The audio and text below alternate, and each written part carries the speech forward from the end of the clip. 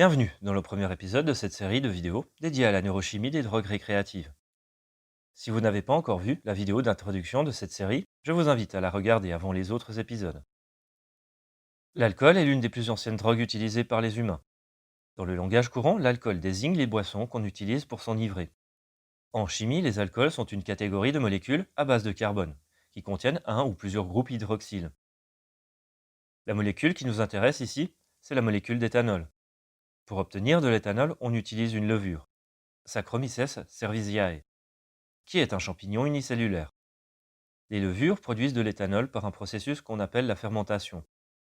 Une molécule de sucre, le glucose en général, est transformée en pyruvate, puis en acétaldéhyde, puis finalement en éthanol. L'éthanol est le déchet du processus de fermentation.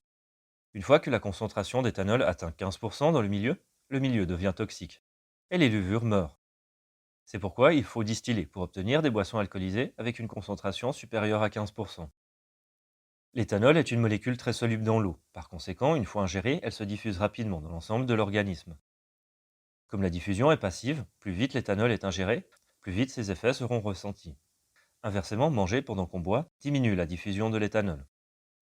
L'éthanol atteint le cerveau en quelques minutes après ingestion. Les effets de l'éthanol sont principalement la désinhibition, l'euphorie, la sédation, l'altération de l'humeur et du comportement. De plus, l'éthanol a également des effets sur les capacités psychomotrices du corps. Le cerveau humain est une machine complexe qui communique à l'aide de signaux électriques et chimiques. Un des effets de l'éthanol est de perturber l'interaction entre le récepteur GABA-A et son neurotransmetteur GABA. Quand GABA se lie à un récepteur GABA-A, le canal au chlore s'ouvre, laissant les ions de chlore pénétrer la cellule, causant un changement de polarité qui inhibe les signaux électriques. Le GABA sert de calmant et réduit l'anxiété. La manière dont l'éthanol agit sur les neurotransmetteurs GABA n'est pas complètement comprise. On estime que l'éthanol se fixe sur les récepteurs GABA-A, ce qui décuple les effets quand un GABA se fixe dessus. L'excès de chlore cause une hyperpolarisation qui inhibe davantage les signaux électriques, et donc cause une plus grande baisse de l'anxiété. Les effets désinhibants, euphorisants et sédatifs de l'alcool peuvent être en partie expliqués par les effets de l'éthanol sur les récepteurs GABA-A. L'éthanol agit également sur les récepteurs NDMA, ouvrant les canaux à calcium et à sodium, causant une dépolarisation. Une altération des signaux électriques à ce niveau-là a un effet sur les capacités d'apprentissage et de mémorisation. L'éthanol réduit la sécrétion de glutamate dans le cerveau. Le glutamate est un neurotransmetteur majeur du cerveau. Une diminution de son activité est associée entre autres à une perte de coordination et du temps de réactivité. Les récepteurs NDMA peuvent également être activés par le glutamate.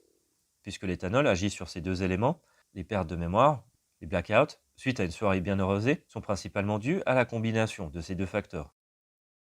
Par ailleurs, l'alcoolisme cause une augmentation du nombre de récepteurs NDMA, à cause de l'activité réduite du glutamate.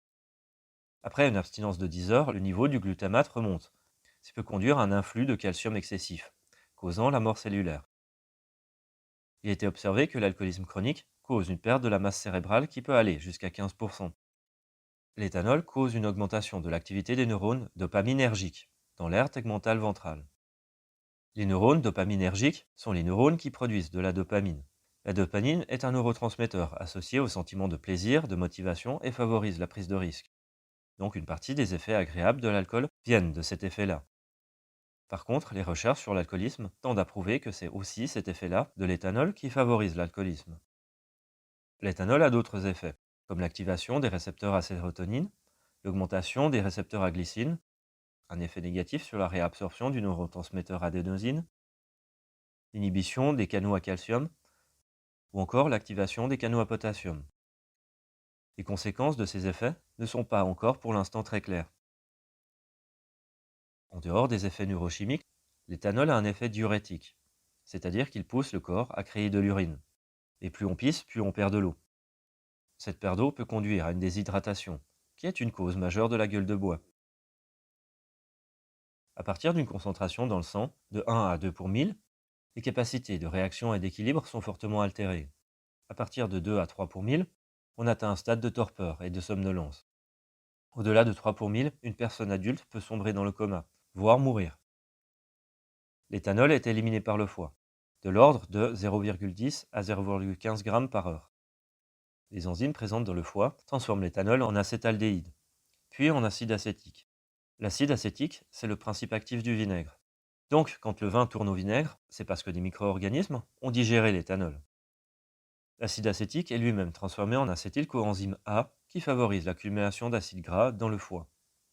L'accumulation de graisse dans le foie et la toxicité de l'acétaldéhyde favorisent la cirrhose, une maladie grave du foie où les cellules du foie meurent et sont remplacées par du tissu cicatriciel.